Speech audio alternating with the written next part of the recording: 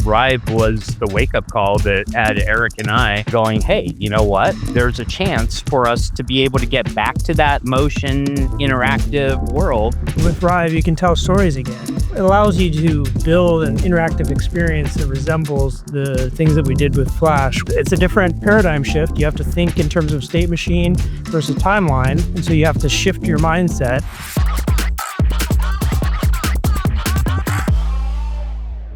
So, Tony, Eric, first of all, it's definitely an honor to be talking to you. I know it's probably always weird when people tell you that, but you guys, started a company that definitely inspired me, inspired a lot of the motion designers my age to kind of get into this and figure out what you were doing. And so I was doing my research, and Eric, I went through your website and I was reading some of the interviews and stuff you've done, and I found this story, and I need to know if it's true. You got your first web design gig at age 16. So I want to know if that's true and what the story is behind that. Yeah, so it's pretty much, basically true. I've been into computers since before computers were cool. Like there was a time where computers were reserved solely for people who were like kind of weird or like nerdy.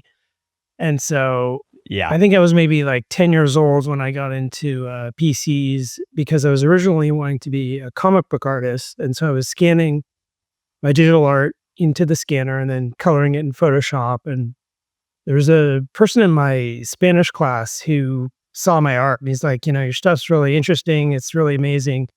And he was kind of like this superhuman with computers. He was this brilliant guy. And he was tied into the BBS scene, and he knew of all these like VGA art groups that were putting out digital packs of art and things. And he said, you maybe apply for one of these groups, maybe you could get in. So I applied to this group called ICE, and I got in. And so I was basically releasing pieces of art that would be put in packs and then released on the BBS boards on a monthly basis. And so that's how I kind of built up my Photoshop skills.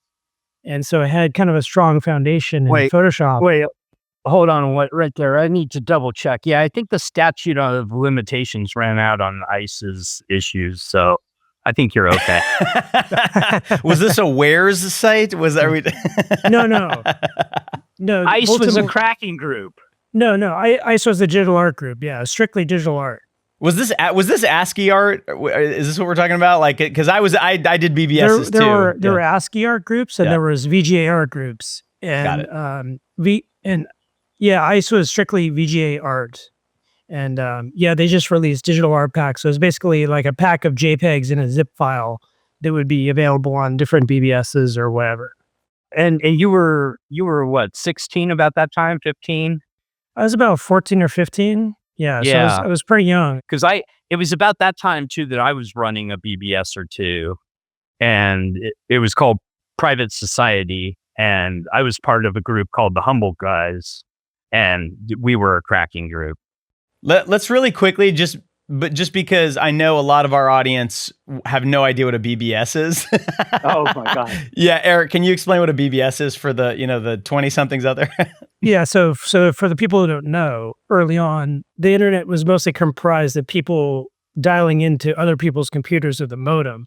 So you'd basically have one bulletin board system and people would dial into it with their modem. And you could only have maybe 2 or 3 people on at a certain time early on. But, bulletin board systems were kind of like the early AOL. It was before AOL came out and there was sort of graphical text chat rooms and things. And so bulletin boards were kind of the earliest incarnation of chat rooms and things. And so there's a lot of digital art and things. ANSI and ASCII art, different types of VGA graphics and things like that. Exactly. People could download. So when I was during this whole era of uploading graphics to bulletin board systems, I developed like a strong foundation in Photoshop. And then my friend decided, I think I'll introduce you to this ISP that I work at. Maybe you can get a job doing tech support. And so I took the tech support job, and it was great because I was good with computers, but it wasn't challenging. And so in my off hours, I focus on like doing graphics and like messing with HTML. And they actually ended up letting me go because I was sort of distracted by HTML. And so that ended up being like the best thing that could ever happen to me, because that launched my era of seeking web design as a career. And so I basically applied for a job at a small studio called Binus Group. It was kind of like just a real small HTML house. And so that's where I got my first job at 16 doing actual web design and building sites. And they didn't care that you were a 16-year-old kid. No, it was just I was good at what I did. I was very young, but I was a talented kid. I was young, but I could build websites great. So That's it was amazing. pretty fun. I didn't care when I reached out, about a year and a half later. Eric was 17 and some change when I reached out. And Wow. I was at a startup that was right in the .bomb era called 2Advanced, or excuse me, it was called Design Insights. And Design Insights, INSITES was the cool way of putting it. We reached out because 2Advanced had just gotten some recognition, and I forgot what it was for. It was 1999, and what was it? It wasn't Flash Forward. It was something else. Well, New Masters of Flash was a book that introduced the first two versions of 2Advanced were built at Binus Group. And so that book sort of put 2Advanced on the map. That was a jump off. I think that was it. Yeah. And I had just found that Eric happened to be literally 6 minutes away from where I was. So I was just like, I just out of the blue, I called him up, said, hey, and we started having conversations. And next thing you know, Eric left the Binus Group and came over to Design Insights. And yeah, I mean, that was literally where Eric and I just started our journey as friends from that point forward. So Design Insights had been mostly an HTML studio focused on HTML production. So when I came on, I was kind of like the only person who was really doing Flash at the time. And Tony and I both saw the potential of Flash, but the rest of the studio didn't quite get it. They didn't quite understand the technology. But me and Tony saw it as like the future. This is where things are going to go, and we knew it, and we pursued it with our heart. We did heavily. I mean, right from the get-go, as Eric said, Eric had the motion down. He had everything down. I quickly learned ActionScript as fast as I could. And keep in mind, these are the early incarnations of Macromedia Flash. And so ActionScript really sucked at that time. And I mean, it sucked bad. But that was okay because we were able to get some basic motion, get iterative loops and things that would happen, and, have it so that when the mouse moved over to a certain cursor position, we were able to get the environment to react and do whatever we needed to do. But Eric and I were really the only ones with the foresight to say, okay, this is going to be our future. This is what we want. And so we ran it up the flagpole to everybody. And basically we just hit a brick wall. They said, nope, it's got to be, they had Rare Medium and any of the, March 1st and all these simple HTML sites with grandiose budgets on the mind. They had no idea of interactive at that point in time. And so we said, okay, well, so Eric and I went and had lunch. We came back and we quit. And so that's the origin story. That was it. That was the origin. That was it. We quit.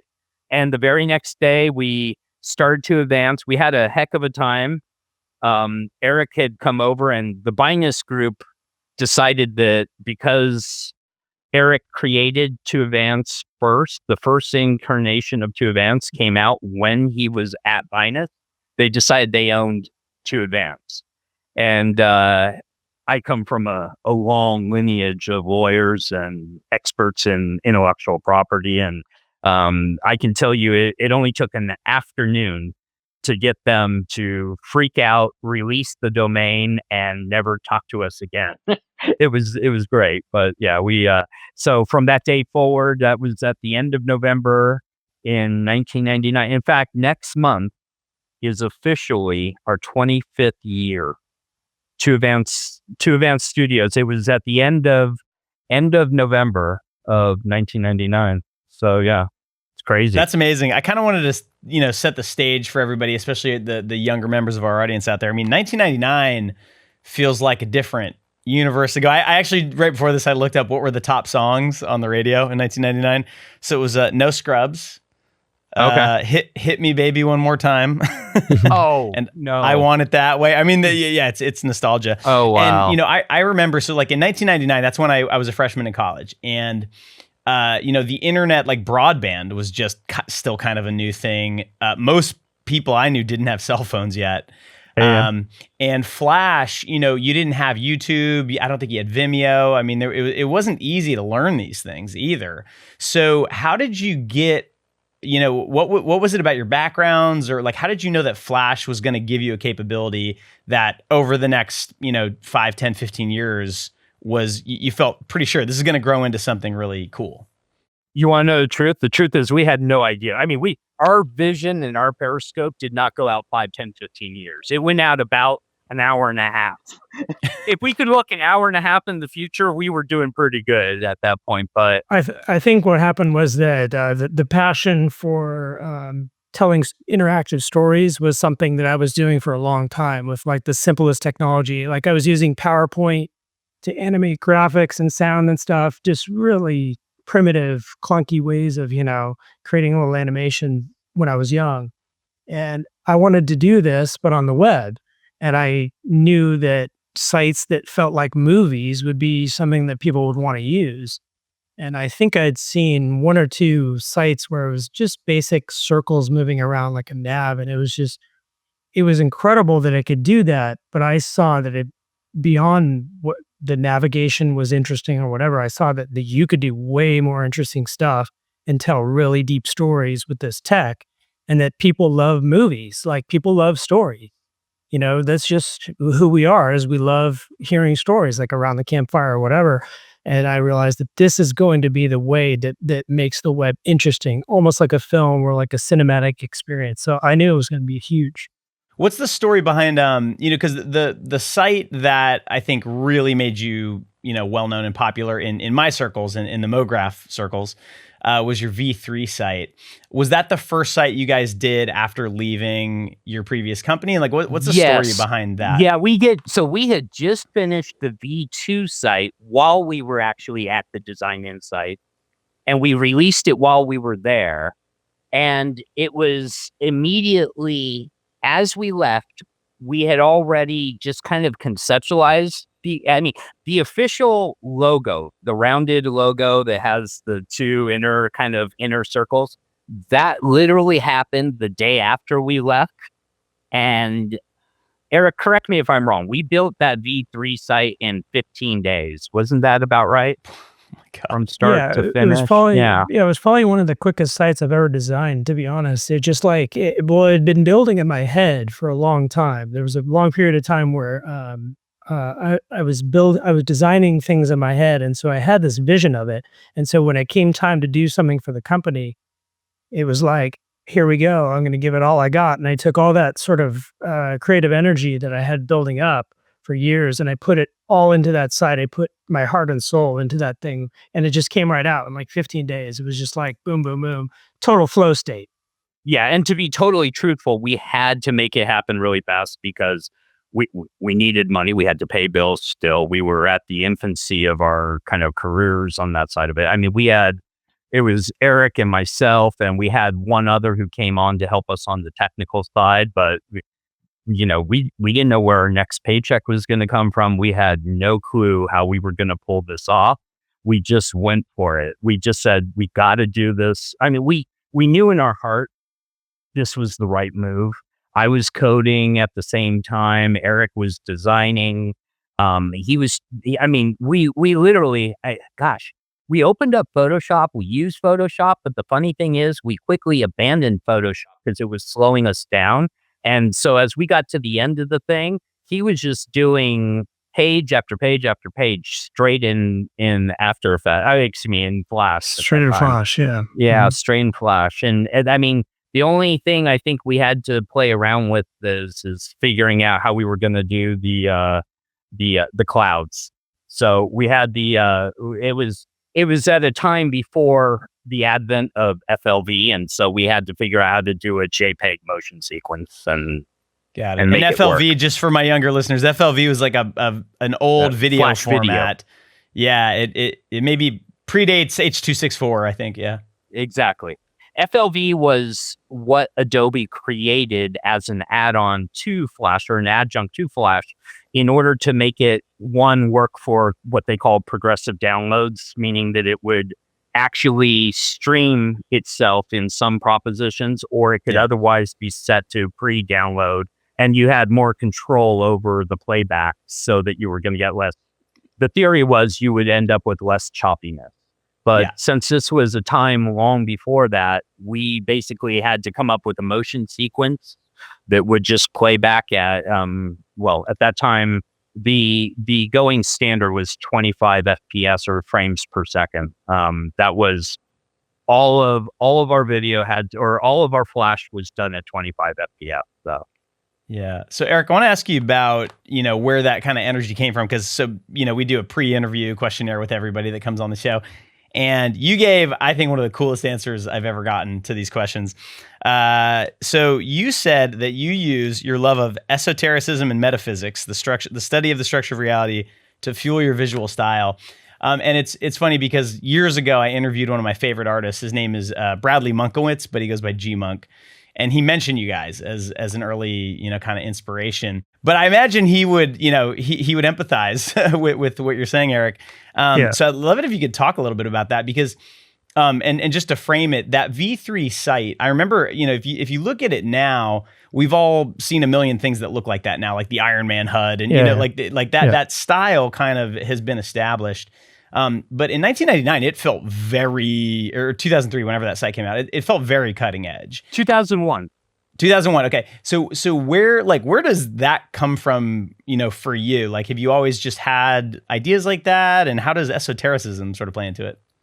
Well, I was always like a very different kind of kid. I guess you could say I was sort of one of the weird kids, I was always, I was always fascinated with like reality and the structure of reality. And for people who don't know, like esotericism just means like mystical or occult, meaning like hidden knowledge.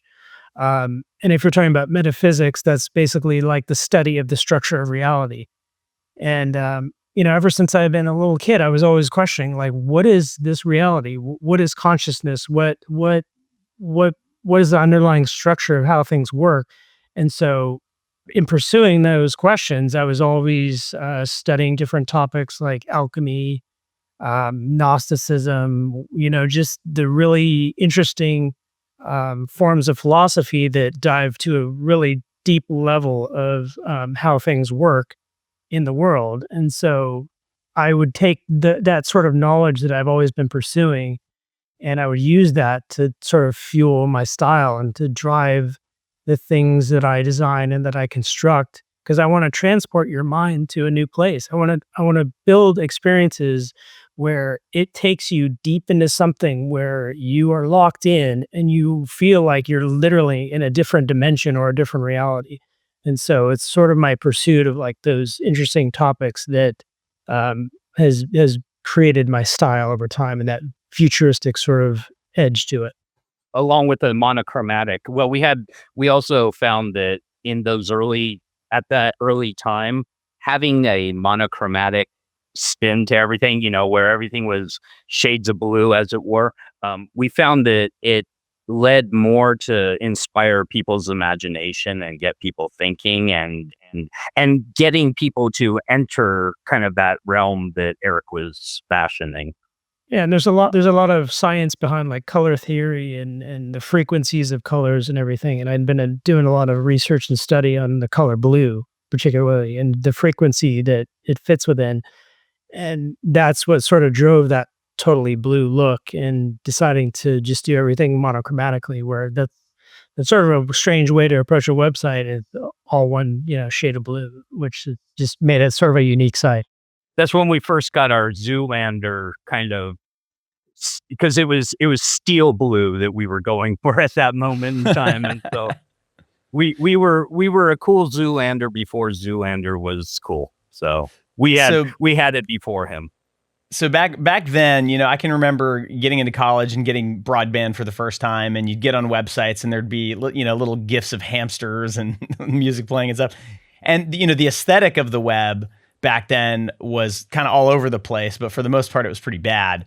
And I think, the reason that I got interested in Flash was, especially after seeing sites like yours, was it seemed like, oh, now you can make sites pretty, and you can they don't all just have to fit into these little grids. You can kind of make more interesting things. But it was really hard to learn, especially not having any sort of coding background, because a lot of the interaction stuff, you either had to, do ActionScript or get kind of into the nuances of Flash. So how, Eric, did you learn? And I guess there's kind of two questions. How did you learn to do all of this in Flash? And the other thing is, how did you learn to design? Do you have a design background? Because looking at the designs, I mean, they're well designed, right? Even looking at an old site like V3 now, you can see UX principles when that wasn't even a term back then. But you seem to have sort of an intuition for how, things should be sort of laid out and how information should have a hierarchy. Where did all that come from? Yeah, I don't really have I don't have a formal design background. So, I can't say that I've had training, formal training in design. Yeah, it was very much, everything was kind of just text blocks earlier on. And so it's just, I would design with just going with my heart and how I felt things should be structured. My father's actually an architect. And so he taught me how to draw on to sketch. And he actually is a self-storage designer. So he designs self-storage structures, and there's a rhythm and a pattern to how you design things and how you lay things out in a structure and a pattern. And so I kind of learned some of that organizational aesthetic from him. He's also into sleek, sort of futuristic structures and buildings and brutalist architecture. And so I had a little bit of that influence as well. And so I have a lot of just references to different types of design and aesthetics that I've always loved, and looking through different books and images. And, I'm really inspired by other people's design work and things, always keeping an eye out for what people are doing. So, I just basically learned on my own and taught it to myself. Plus, at that time, it took two people. It took a technical guy, i.e. somebody like me, somebody who was a little less technical on Eric's side, to actually sit down in a room and figure out and test the limits of these boundaries. And so, for example, with Flash, with the UI, Eric would start to draw it out. We would start to separate it. We would do an awful lot of test movies and things like that. And we would find ways to get things to happen between multiple movies and multiple Swifts kind of together. And do it with very little amounts of code. We did not have to use much code at all. In fact, Eric's favorite thing to use was go to and play. And that was in the early days of Flash. If you did go to and play, you were halfway there. But he didn't want to, Eric didn't want to learn ActionScript. He sure didn't want to get deep into those weeds. And he wanted to focus more on the design. And so it literally took the two of us to kind of beat things around to say where. And then when we hit absolute roadblocks that neither Flash nor ActionScript could do, we started in those days, we were all Java on the back end, using Java servlets and Tomcat servers and stuff like that. And then we moved over to PHP, and today, 90% of the backend stuff I do is JavaScript and React and stuff like that. So, and unfortunately, because of the nature of Rive, the state machine that we used in the most recent version, it only does so much. And so we had to do a lot more back-end development on this particular release. But yeah. Well, okay, we're going to talk about Rive in a little bit, but so you just mentioned a Swift, and that's another thing I bet a lot of people don't know what that is. SWF, a compiled FLA. But FLA is the raw code, as it's it were. The project file, Swift basically. Is, yeah. Exactly. And the Swift is the compiled Flash file.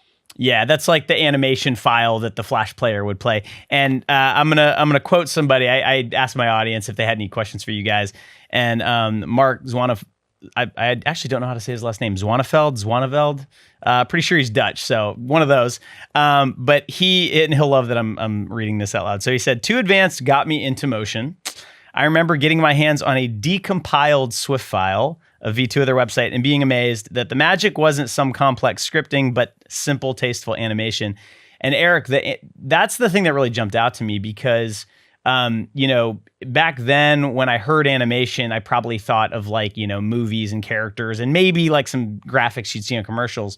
But the flickering one frame it's on, one frame it's off kind of, high tech thing, you hadn't really seen that very often. I mean, it was probably did exist in movies and stuff and Buck Rogers and TV shows, but I hadn't seen anything so high tech as what your websites were looking like. Where did that come from? And how did you develop that sort of sense of animation, right? Because you don't have a background in it.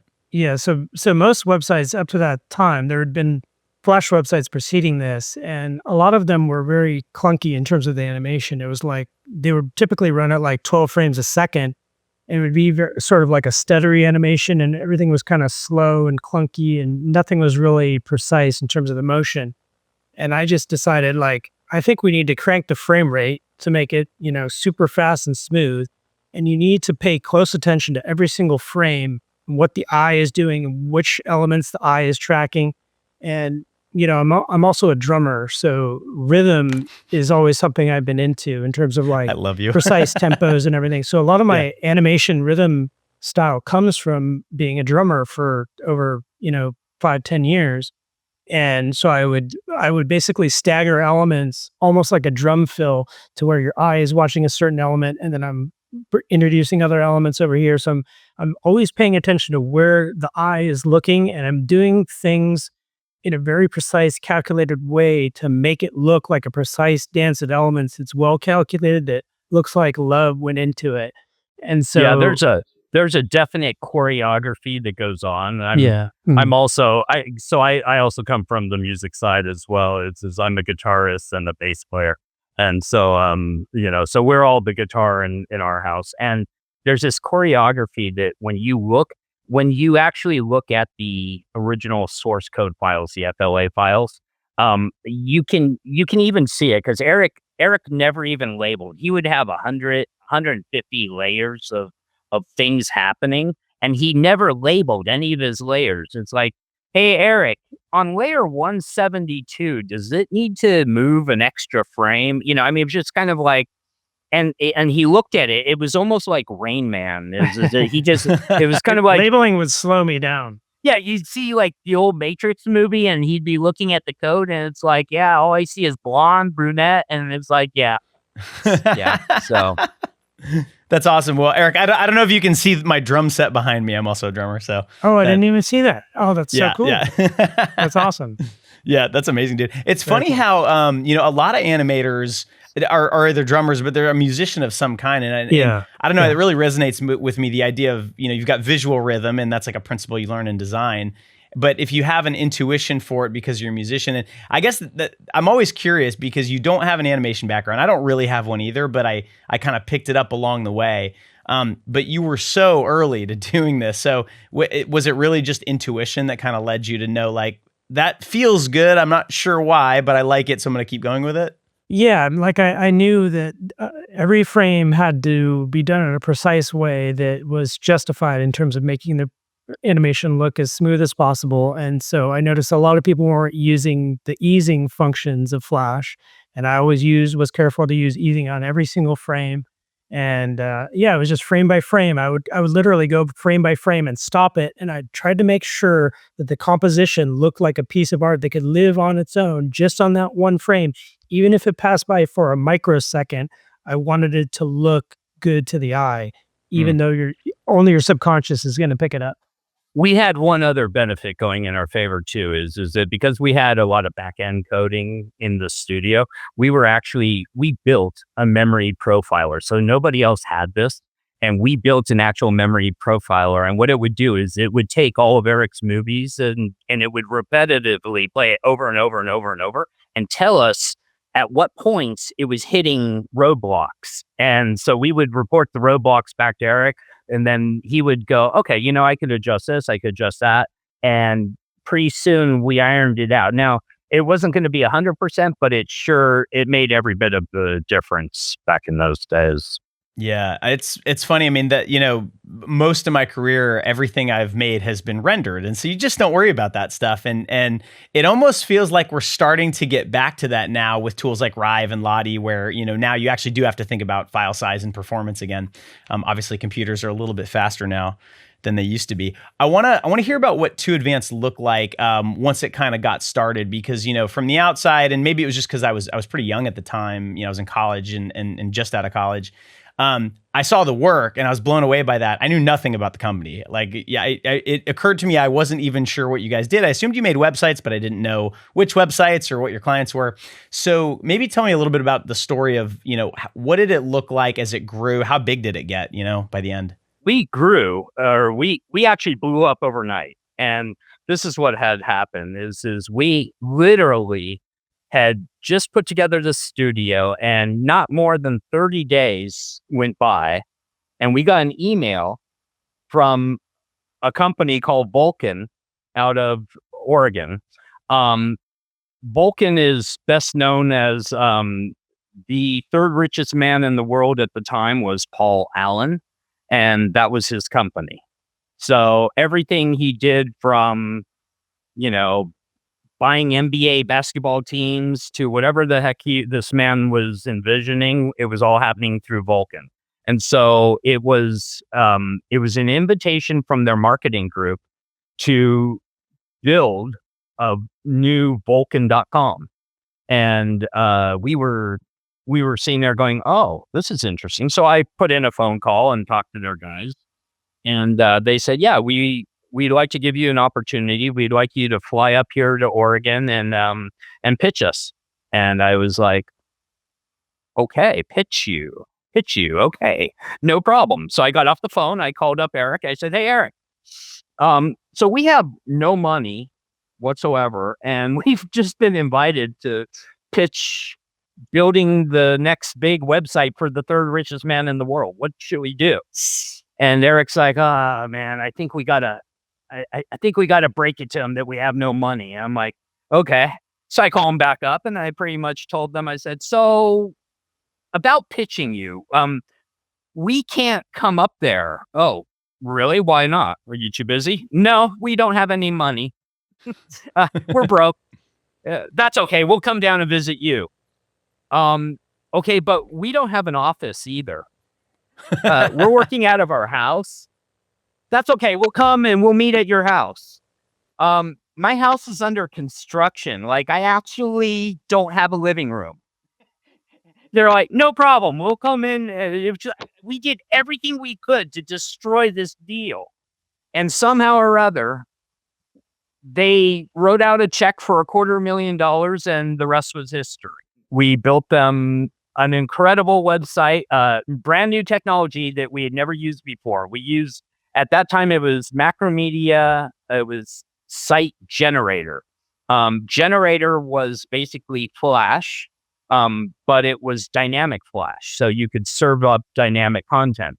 Well, it was a really crappy technology. And frankly, it's probably the only site we ever built in Generator. And literally, I think it barely launched, to be honest with you. But yeah, that was literally the very first thing. And then immediately after that, for whatever was going on, things just started knocking down. We got calls from the Pittsburgh Penguins, Ford Motor Company called, actually it wasn't Ford Motor, it was their ad agency out of Detroit, called us up and said, if you can make this Flash movie $10K or less, we will pay you an obscene amount of money and give you what ended up being the next 35 sites over 8 years.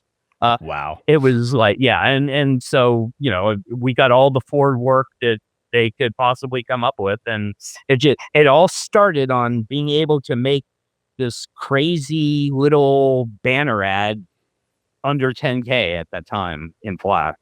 It was a windfall that followed, and honestly, it really all began with Paul Allen and his company, because it gave us enough money to start hiring people, and we shortly thereafter got an office because we never wanted to go through that embarrassment again.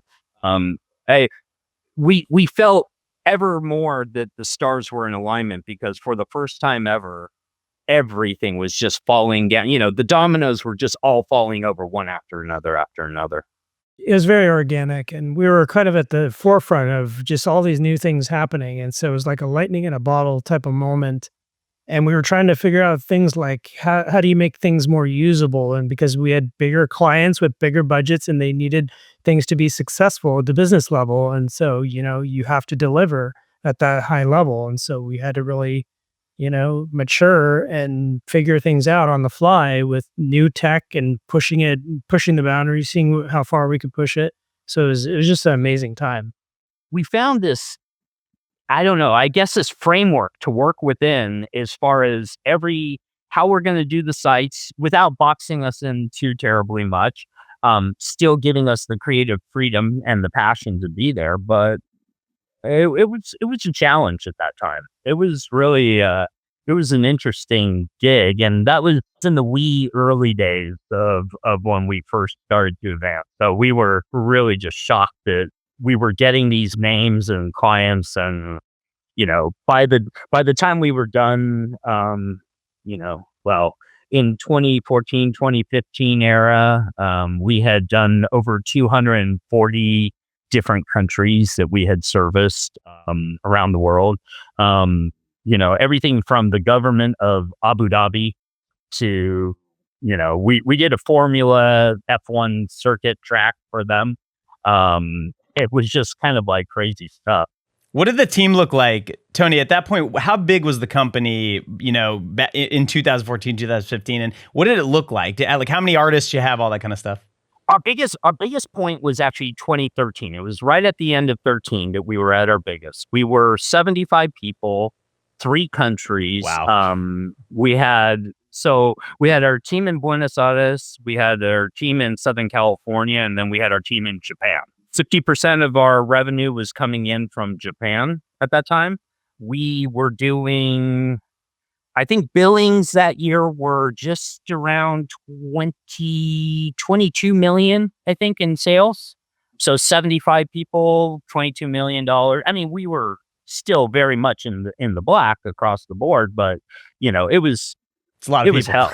It was just, I mean, we weren't doing anything. I wasn't programming anymore. I was the sales team.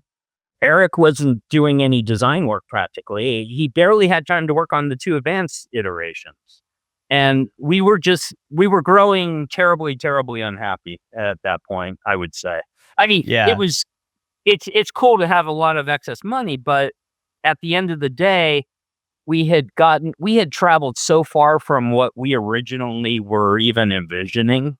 Eric and I were just like, yeah, we'd like to do some really cool shit and be happy and, and make people happy at the end of the day. And that would be a lot of fun. And we will feel fulfilled. But the universe kept forcing us to go bigger and wider and get more esoteric. And it was crazy. By that time, we were so embedded in the video game industry. Every major video game title, we did 5 versions of Call of Duty. We did all the Dark Souls, Metal Gear Solid.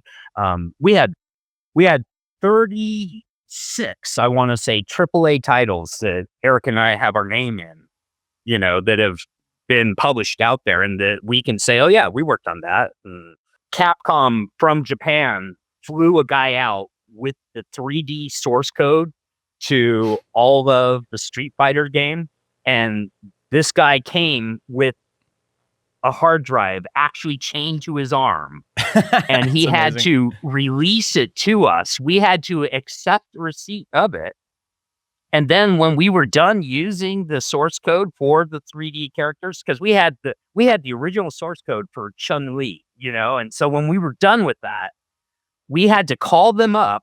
They flew a guy from Japan to our office. He picked up the hard drive, chained it to his arm, and flew back with it. And we were just like, man.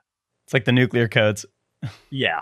It was just like that. And we had we had done stuff for, remember that Wii development unit we got way back in the day? Mhm. Mhm. Eric would Yep. remember because we were doing stuff back in the days of Metroid Prime 2 Echoes, and Yeah. so we got to see stuff a year or 2 years before it was even gonna come out. And man, the crazy security we were under was just And so you're insane. you're juggling multiple gigantic projects for massive clients, and every time you have to like top your creativity, you have to do something that's next level, and people are expecting you to always be on top of your game and to always come out with the most creative new, killer cutting edge thing. And that's sort of a difficult energy to keep up with at sort of that level. It I was think you did. crazy. Yeah, it was pretty Yeah. crazy. I mean, there were points where I think I was popping Xanax like they were M&Ms. Okay, because I'm just Whatever it sitting here takes. going, I'm just like, it was actually when we got in, because hey, we were 2 Advanced Studios. So even as 75 people, what are we to Activision with their 10,900 people? We were nothing. And they could squish us. So we're swimming in the deep end with the sharks. And, you know, I mean, Activision came up to us and they said, so we need to make your studio an extension of our studio, but we need you to undergo this audit. And they literally put us through a $500,000 audit that they paid for, and they had all of our information systems checked out and everything. I mean, and so to even do these jobs, these people freaked us out. And so, when somebody comes through and says, okay, we're going to spend $500,000 on auditing your information systems, I'm sitting here going, oh my gosh, what It's like does the that mob. entail? Yeah. No, I was freaked out. And so I'm like, I don't know if we could pass that audit. And everybody's all, oh, just calm down here, have another Xanax. Oh my goodness. So yeah, I mean, by this time, let's just say that's when I fell in love with whiskey and really enjoyed yeah, Yeah. Eric and I both were at that time. It was an unhealthy way to live at that point. It really Yeah. was. Yeah, Eric, you said in the pre-interview, you said one of the, I always ask every guest, what's one of the biggest mistakes you made? And you said that you feel like it was growing the studio too large, when I like to have a hand in every project, to be hands-on in the trenches with every project that crosses over our threshold. I could totally relate to that. I ran a studio in Boston for a few years, and it never grew as big as 2Advanced, but I fell into the trap of like, oh, I'm on pitches all day and I'm on conference calls and I'm not actually animating, doing things that I love. What was that like, from the designer perspective? Yeah, because I'm not the type of person who can just be a creative director and like create a strategy and be like, okay, you guys go execute that. I can't do that. Like I have to be in the trenches with the guys, with the girls, moving pixels, animating elements, creating assets. I don't care how small the task is. Like I want to be in there with the people, suffering with them through whatever they're going through, overcoming obstacles with the team, trying to solve problems like as quickly as we can. Like that's where I thrive, and that's what I love being a part of. And if I can't have that kind of, uh, if I can't have my feelers on what projects are what and what's happening with different projects like across the board, I feel like things are getting away from me, and I feel like the quality might be suffering over here, or maybe this project isn't falling underneath our like vision over here. And so you just feel like things are kind of getting away from you, and there's a Mm-hmm. sense of kind of overwhelm.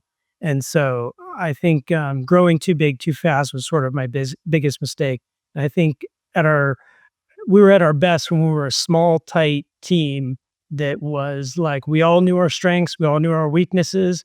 We could talk to one another and be like, hey, let's push this here. We're great at doing this. Let's tweak this. And we're just super fast. We could turn on a dime. And I think that's when we were doing like our best work, you know?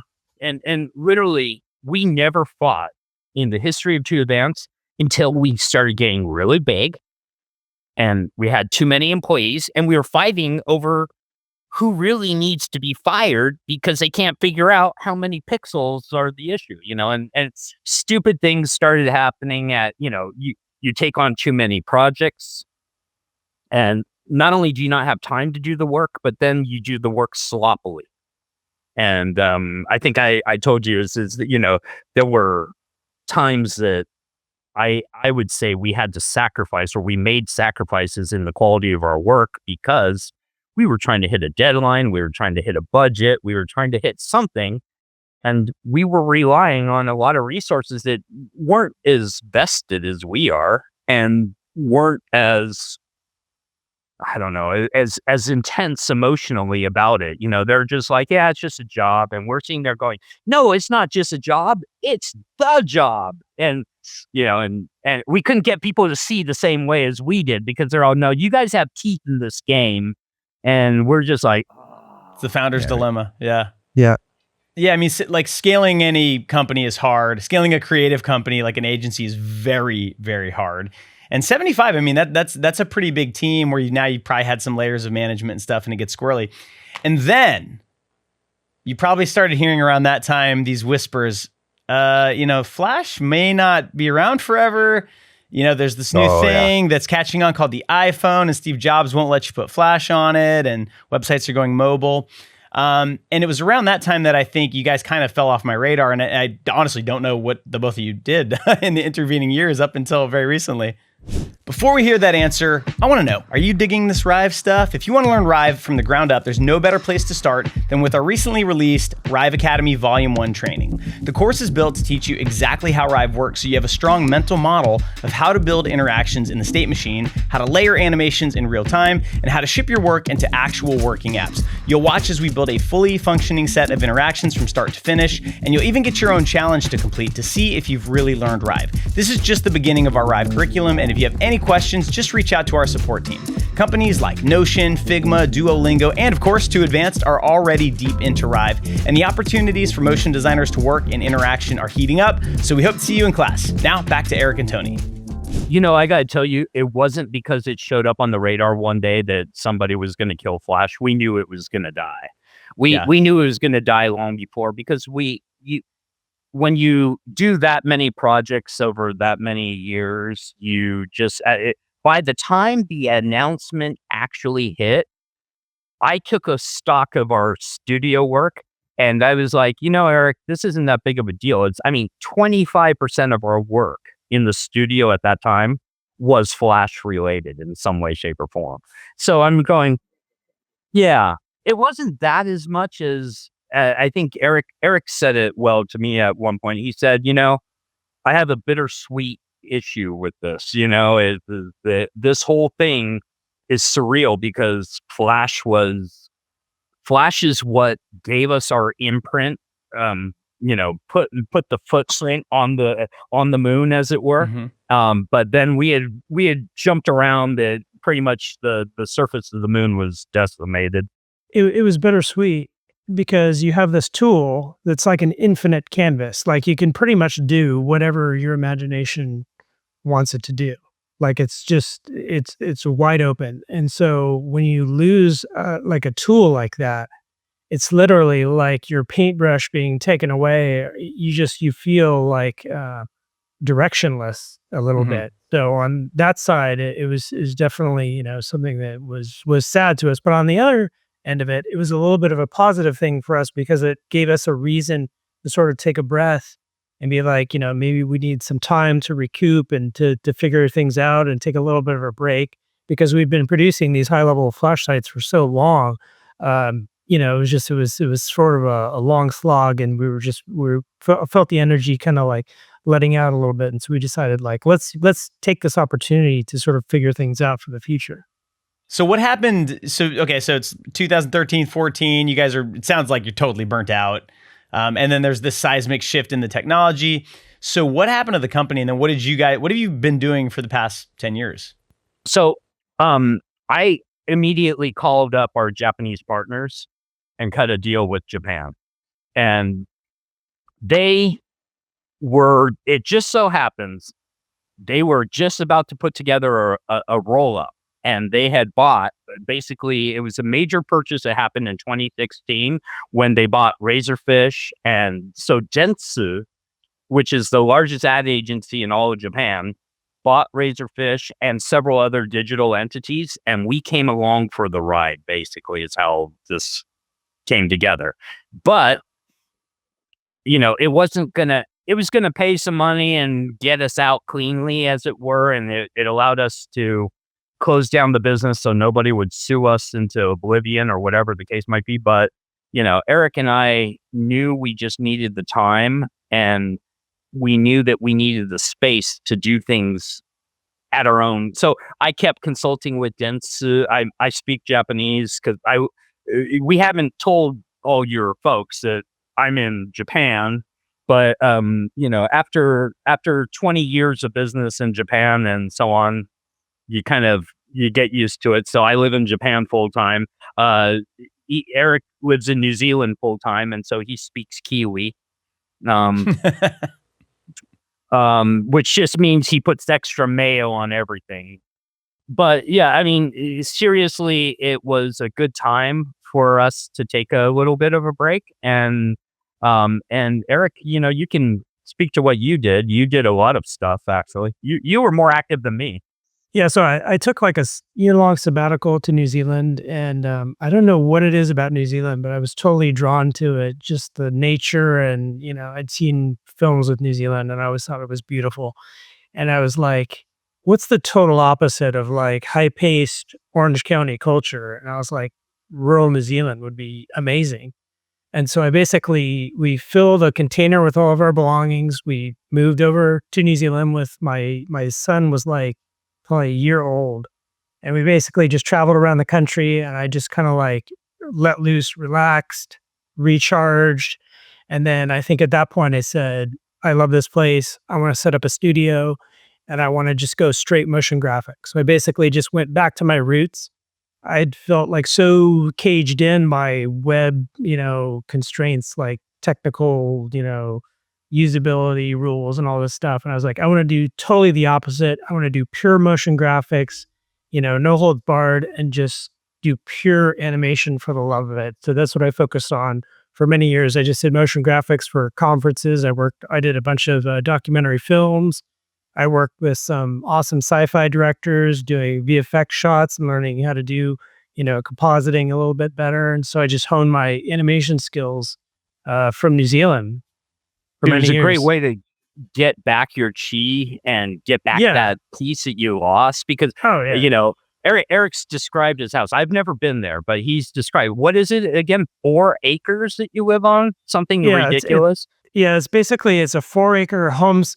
It's a hectare. It's a 4-acre homestead deep in rural New Zealand in a place called the Bay of Islands, which is basically like a paradise. It looks like a matte painting. And my studio is right there near the ocean. And I could basically just design in a place that is completely surreal and beautiful and gorgeous. And I have no distractions. And that helped me to kind of like just reconnect with the things that originally drove me to build 2Advanced in the first place, just to like find that like heart again, to just reconnect with the things that helped me, like, that I loved about design from the very start. And I started to reconnect with that energy, and that helped to like heal all of the things that had happened since that time. So New Zealand's sounds been amazing. Incredible. Yeah. Well, it was really awesome because he was describing to me, I'm on the phone with him. He's all, man, I got to mow my lawn. And I'm all, oh, how long does that take? Like 20 minutes or so? He's all, no, it's like 8.5 hours. I'm like, seriously? Yeah. 4 years is a lot. Yeah, I'm sitting here going, holy crap. Because I live in Japan, right? And so I have a 4-bedroom, 3-bath house in Japan, which is ginormous. Enormous, but yeah. It's a ginormous in Japan, but it is literally about 1,450 square feet. It's like an apartment back in the United States. And so I'm sitting here going, I had to go weed my garden. It took me about 6.5 minutes. That's amazing. So you guys are kind of so that's your wandering through the wilderness phase, and so Tony, you're in Japan, and Eric, you're in New Zealand, and that's really cool that you kind of got back to motion graphics. And were you, I mean, at some point you must have learned After Effects and how to use it. I mean, when did that happen? Was that during 2Advanced, or did you do that afterwards? Well, no, I've been using After Effects since way back. And I was mostly using it to create effects for Flash. So it was kind of a weird way to use After Effects. But I had learned to do, like we did a project From Russia with Love for EA Games, where I did the motion. That was like my first foray into like a full cinematic title sequence for a game. So 2Advanced, I've been doing a lot of interactive stuff, but also a lot of motion graphics work that people don't think about when they think about us. But we did a ton of motion graphics work that was just straight up VFX and compositing and, title sequences and things like that. Yeah, Got it was actually about 30% of our revenue was, I mean, we actually did the title sequence that went into the video game for From Russia with Love. We did commercials. We got involved in a lot of stuff that we never expected to. Right down to 3D. Eric mastered Cinema 4D back in the days of 2Advanced. We had on staff several members we were mostly a Maya shop in-house. So people either did Maya or because in the video game industry, with all the art we were getting, it was all Maya for the most part. Most of the video games were Maya. Yeah. So I want you guys to opine a little bit here. So, 2Advanced and I forgot about Razorfish too. There were these agencies back in the day, and I actually did some freelancing for Digitas, which they're a huge agency. And they used to do some pretty cool experimental stuff with Flash and mixing video and stuff like that. And there was a time when websites, they didn't all look the same. And there was kind of this playfulness and this experimental quality to them. And that's still around for sure, but it seems like the big brands aren't really doing that anymore. Fewer and further between, when you say every website is kind of the same, and there's a hero section, and then there's some testimony, and that's kind of the structure now. And there's a small number of studios that are breaking that mold, though. That are, I mean, we got to spend time with Eden Kwan at DDD and in Milan. And so we saw the work happening at Lusion, for example, and Dog Studio has amazing work coming out of them as well, but you're right. Yeah. And I'm curious because, I'm much more in the motion design side of things. I'm aware of what goes on in web design, and I'm getting more into it. But my gut, and you tell me if I'm right or wrong, is that part of that transition was the tools kind of went backwards in terms of making it easy for artists to work on websites. You've got Webflow, you've got Framer, you had WordPress, and these things made it easier, but it's almost a different language. So I'm curious if you think the death of Flash really kind of pushed that. Yeah, I mean, take, for example, what we were saying about Rive, is that Rive was the wake-up call that had Eric and I taking a very hard look at it, and going, hey, you know what? I think there's a chance for us to be able to get back to that motion interactive world that we built our name and our reputation on originally. And it required us both to get heavily involved. I mean, this latest version we did, this version 3, was crazy. Because when we built it the first time, we had 3 years of Flash embedded in both of us, myself and Eric. So it was a piece of cake. This time, we learned the tool in real time while building the site. So, it was just kind of like, oh my gosh, how this is supposed to work. But yeah, are things becoming, if you ask me to opine and say, are they becoming more interactive again? I absolutely believe that's happening. That was one of our central messages that we had when we were at DDD recently in Milan, because we said the biggest, I think you described them as sites being samey or having a quality of same.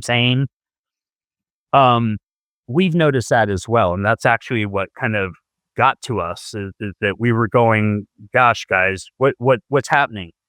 Back in the days when we were at the precipice of starting this web design journey or this motion graphics journey, creative was held in the highest esteem because there were no web standards. There was none of this weird, framework that boxed everybody in tight. And what's happened is over time, standards and web frameworks have stepped into play, taking creativity down a notch to the bottom. And so we saw this paradigm shift where now web standards are in control of everything. And so we're saying here, guys, it doesn't have to be all one way all the other, you can bring the world into a harmony, into balance. And that's what really was, I would say, the feel that both Eric and I centered in on right away. I mean, it resonated perfectly. I would say we had been receiving a lot of messages from people saying the same thing that we were thinking, was that the web has lost a lot of its magic, and this was a constant message that we were getting. I got so many emails and messages from people saying, like, the web's in a really sad state right now. Feels like all the passion's been drained out of it, and usability is like the top thing that's being overemphasized over everything else, and nobody's experimenting. And we used to have this thriving creative ecosystem, all these different sites, K10K, SurfStation, Design is Kinky, all these people sharing links, and there was like this energy that was, you could feel it. A sense of community. Yeah, a sense of community. And we realized that the community was like virtually gone, and that websites had been very mobile focused, and that sense of like telling a story through a website had been almost completely lost. And if they were using something that was like an interesting effect or something, it was just for the effect's sake. There was no thought behind the interactive experience. It was just kind of flashy 3D effects and stuff. And so that's when Tony and I said, we have to come together. We have to change this paradigm. Mm-hmm. We had a term for that back in the day with Flash. It was flashturbation. It was kind of like, Flash for the sake of Flash. And it was just like the people who did that were always the ones that we loathed. Yeah, it was the Flash that we hated to see, because it was the ones who gave Flash a bad name. If you do motion for the sake of motion, and that's the only reason you're doing it, whereas we would try to find purpose or reason or logic. And yes, granted, sometimes we would have to stretch our logic pretty far in order to make the metaphor stick. It's an art. But, of course. Yeah.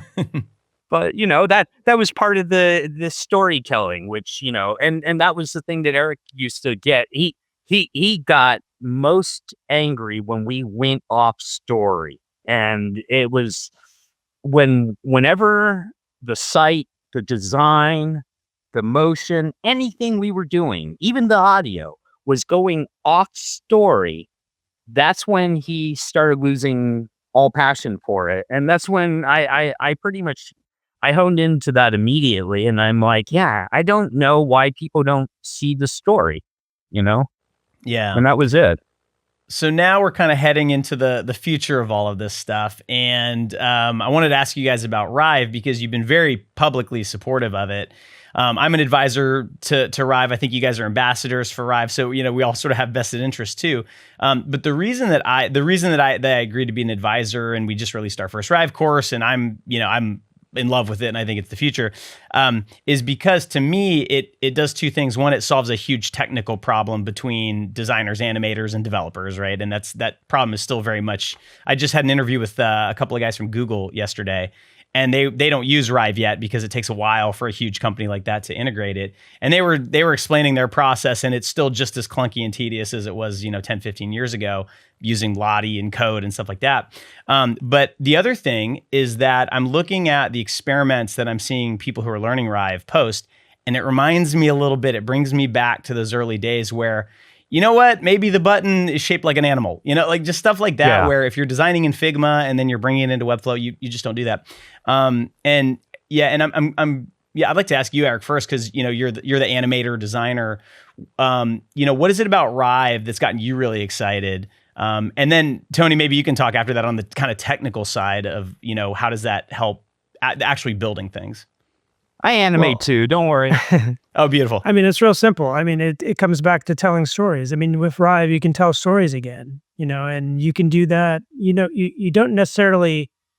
I mean, it allows you to build an interactive experience that resembles the things that we did with Flash, where you're able to build like an atmosphere, an environment, move through it over time, and introduce elements that tell a story, versus being boxed into where, you're just doing, GL effects like all over the screen, and you don't know really what you're doing. you're able to craft something like you were able to do with Flash. And I think that's what's so amazing about it. And I instantly picked up on that. And when I saw it, I said, we could tell stories again, we can build interactive experiences again. It's got a canvas. It's a different paradigm shift. You have to think in terms of state machine versus timeline. And so you have to shift your mindset. That's going to be difficult for some people. So it's not the easiest thing, but if you persist and break through the obstacles and learn it and watch, tutorials like yourself that's putting out, a lot of people are putting together educational material to teach other people how to do it, then I think collectively we can build Rive into something incredible that'll be able to do stuff that Flash could never do in the future once we get new features, because it's going to evolve. This is like, Flash 1.0. There's many versions ahead of Rive, and I just can't wait to see what we can do with it. Yeah, I mean, to what Eric's saying, we saw huge potential. Two, it's more security conscious, so it actually takes the WASM layer and more. It uses a security model that the Flash player never had, and that's why one of the most obscene things of Flash, and you'll probably remember this. Every time you opened your browser, it seemed like the Flash player was updating itself, because it was constantly in peril in terms of security, whereas you don't have to deal with that anymore.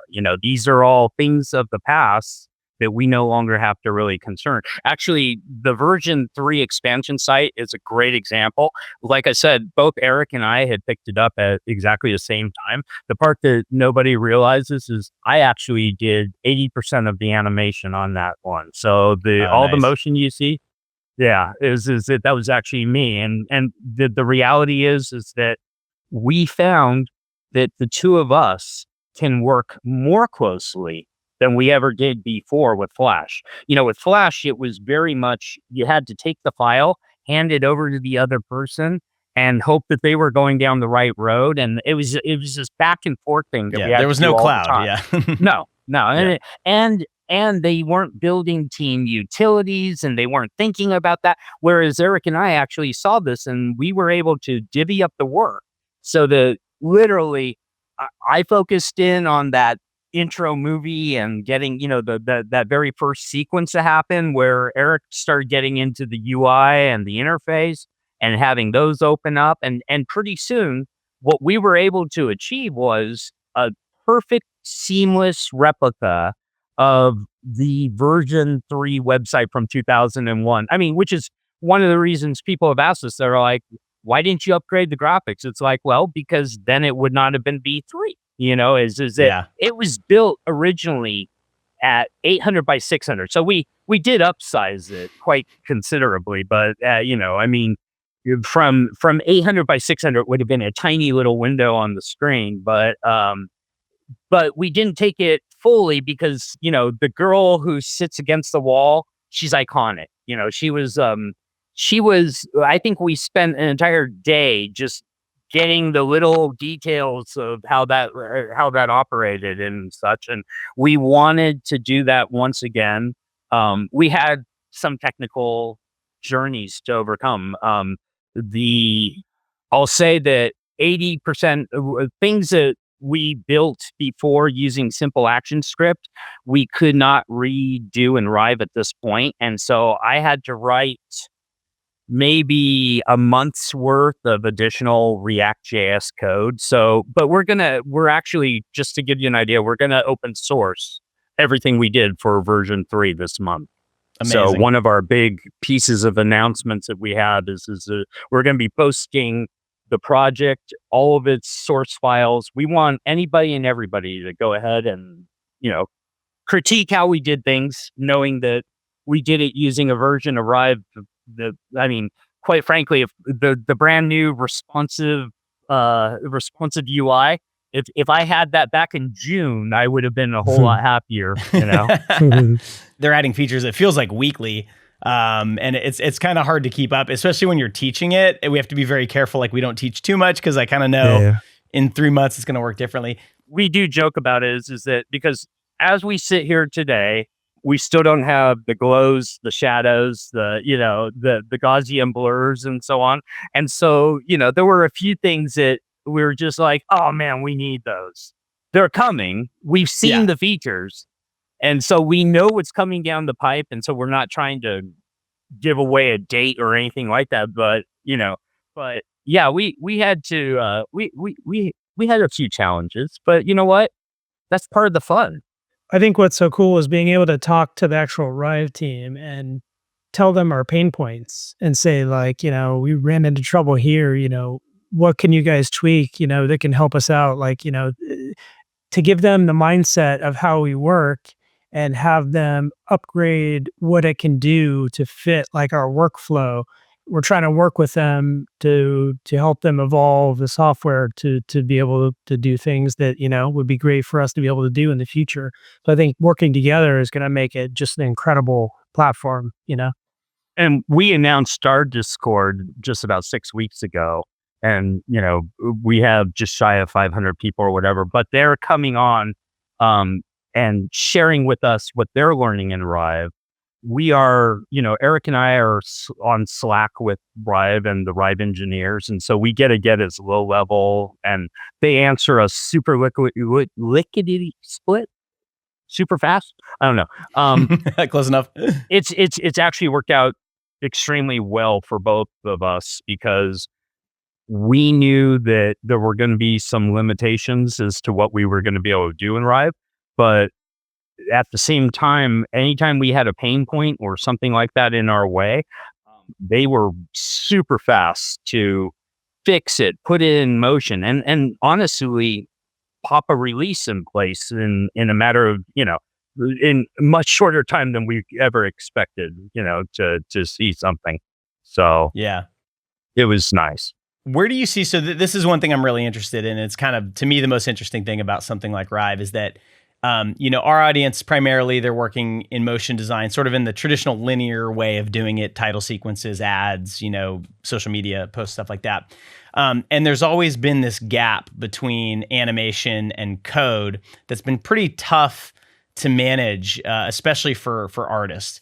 And, Lottie definitely like made some headway there, but there's just things that by its nature, Lottie is not going to be able to do very easily in a way that Rive can. And so there's like this creative possibility, which is obviously getting you guys really excited. It makes me excited. But then there's also career possibilities. And I've been trying to kind of articulate that over the last year to my audience, because I see the opportunities, for someone who can design and animate really well. And now you can actually take that and use it on a product or a website, without needing to know how to code really. I'm curious if you guys are seeing that too. Like if you were talking to just an After Effects animator who's really, really good, what would you say to them about the business opportunities that are out there because of this new tool? The first thing I would speak to is the state machine. And let me tell you is that Eric was ready to throw his computer out the window. And I said to him, Eric, literally, we got on a Slack session, just the two of us. Mm-hmm. And I said, give me 1 or 2 hours and let me explain to you the end to end of how the state machine should be perceived. Because I know your mind. I mean, after 25 years, I actually know Eric better than I know my wife. So, just kind of like, I could tell when we were on the phone when things were like, he was hitting a mental block and he's like, no. And I'm like, brother, I can solve this problem and take away that pain point. And literally after a couple, 2-hour sessions, he walked away and he's all, oh, he felt wiped out, but he felt 100% better, I think. Eric, you can speak to it better, but I remember the state machine was like, because you gotta retrain how you think of things. Mm-hmm. Yeah, you have to move from that timeline linear paradigm to the state machine paradigm, which your brain just has to operate in a different way. And so once you start to retrain your brain into that new paradigm, it makes it to where if you're not great with code or writing code and you master how the state machine operates and you're a great animator or motion graphics designer, you can build amazing stuff and have amazing, state transitions and things that you can do that you can't do with other programs. And so for someone who's just strictly a motion designer to be able to do cool little animations for like mobile apps or stuff, I mean, the possibilities are endless. Once you master that state machine in Rive, you can do just amazing stuff. There's so many possibilities. We're talking about what the next version of our website's going to be, because 2Advanced in 2024 is a playground. It's always been a playground, really. It's been our portfolio, and it was our sales thing, but we aren't taking client work. We aren't doing client jobs anymore. We decided to go help the community. And so because of that, we do know that we need to do another version of the 2Advanced website, but we want to pick the right technology and away we go. And I mean, right now it looks strongly like Rive is going to be at the forefront. There's going to be an awful lot of Java and JavaScript and React. I'm a Next.js type of guy, so we'll be doing a lot with that. And then we're looking at other tools that are coming out. I don't know if you've played around with things like Spline and Unicorn, which is it. Unicorn's pretty cool too. Actually, who hit me up? Gary Simon. He has another YouTube channel, and he said, you got to take a look at this thing. Okay. But, and we're also interested in no-code solutions as well, because there's a new generation of designers. We never had no-code in our history. It's always been code backed. So not just the action script. We had every Flash thing we did had some form of PHP or PHP, Java, something was going on in the background. Yeah, and when you say no-code tools, just for our audience who may not entirely know what that is, are you talking about things like Webflow, Framer, or are you talking about things that are more advanced, Bubble and stuff like that? Webflow and Framer, definitely. Yeah. We're disillusioned by WordPress because of all the issues going on between Automatic and WP, and but I don't want to get in the middle of that. Plus, we launched our own blog, and frankly, WordPress became so bloated. It's actually, if you're talking about time for something to die, it's time for WordPress to die. Now, I know there's a lot of people who are going to be like, you're going to ruffle some feathers with that, but I know I will. But it was just, it's like, you cannot just install WordPress and go to town. You know what I mean? You got to install WordPress and 20 some odd plugins, from your SEO plugins to whatever. Now, go look at something like Ghost, okay? And Ghost it's literally 5 minutes of install, no plugins. You hook up a couple things the way you want. I mean, Eric and I were moving forward, and we had a blog inside of about 4 hours, type of a thing.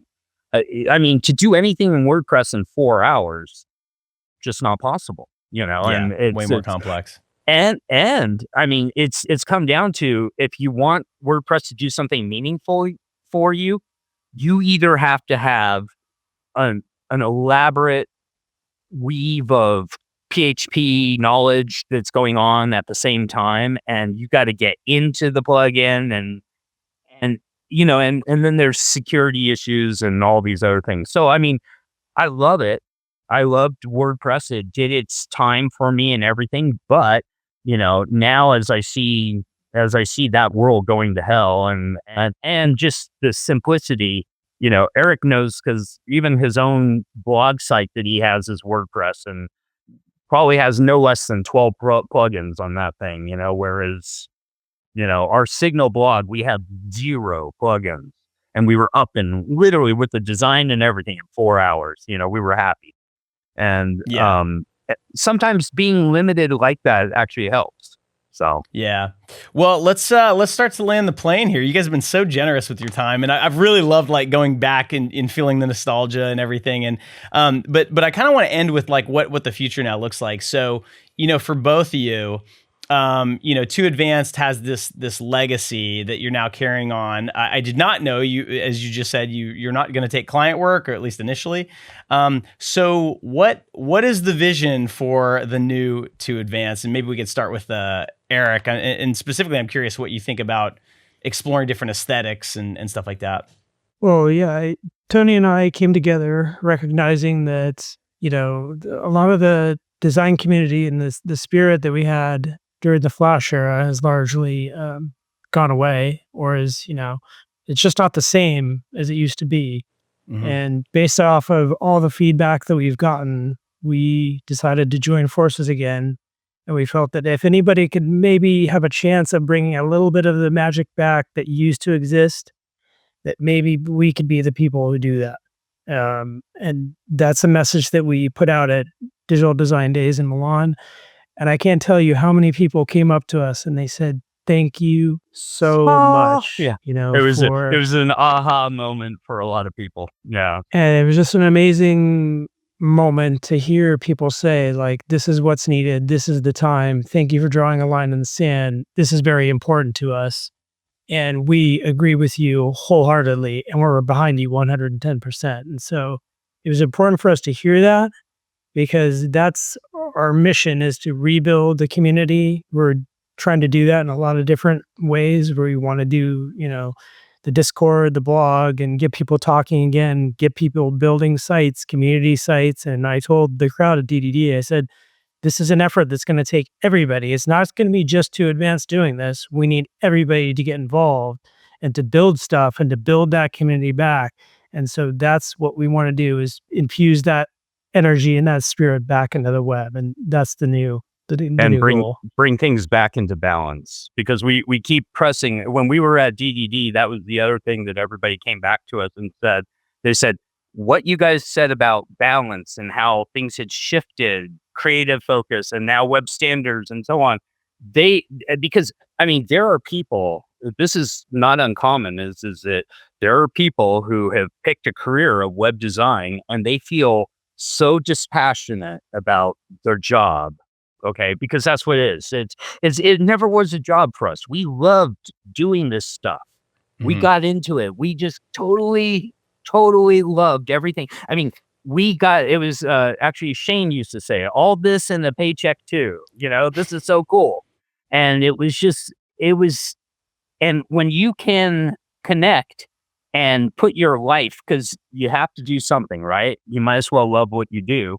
And when people can get so if you're a creative and you've got all this burning energy in you as a creative and you can't bring that out, how horrible of an existence is that? That was, I think that was the biggest thing, that when people said your talk was so vital to me, it was because Eric and I were saying, you got to love your job. You got to love doing this. Yeah. And I'd say beyond all the initiatives that we have for the community side of things, one of the most important is our own website. It's always been something that people resonate with. It's something that people find inspiration from. And so hopefully the things that we build on this side give us time to build the things that we want to do on the website side. And so that's going to be sort of our playground, and where we get to try new things, experiment. And so people can look forward in the future to those kind of things as well. And then along with that, we have our Discord, our blog. What else do we got going? Our Patreon. We're working with there's an awful lot of people. We've been working with other studios, like we're doing mentoring. So, there's a number of studios right now. They're on a mentorship, three to be exact, not a whole lot, but they're doing a monthly mentorship with us, where we're talking them through the early days. We're telling them all of the crazy gotchas. We actually put together a big diagram of it, and the 2 Advanced website will always be the hub to everything we're doing, basically. So, and it will be our central playground. So the next version, the last version we did was version 6. The new one but that was a Flash version. So the new one is going to get a whole new naming convention and everything. So there's a lot of things that we have on our plate right now. There's a lot of things, but mainly what it comes down to is, the community supported us through all of our years of our design journey, and we're a little bit older, a little bit wiser this time around. And so I think we can bring some of our knowledge this time around to give back to the community that supported us for years and years and years. And that's what we want to do this time. Yeah, extreme wisdom comes from lack of hair. You understand this, Joey. Oh, absolutely. Well, I would never want to be accused of being wise, but I am older, so there is that. Yeah, Eric's spot on is that we realized that this would be a much better, a much more enjoyable mission for us, and an opportunity for us to be where we always wanted to be, which is working with others. I mean, hey, there's a lot of great America's youth, the world's youth, I should say, but designers across the world that have been coming up through the ranks. And they have bright ideas and new concepts and new things that we're excited because we're going to learn from them just in the course of having healthy discourse. But man, there's just no community, and we miss that, because if there was one thing that absolutely did us the most benefit, it was having others at the time that we could say, hey guys, the guys who ran Ultrashock and Rob from the FWA and all these guys who ran all these award sites and this and that. And when all of these people came together, it just had people challenging each other, working with each other, and understanding that they weren't in their own little esoteric bubble where they had to constantly be frightened of where they were going. And we tested that as we met a number of people we had never even met before at DDD in Milan, and they were the most incredible people that it felt just like the old days, and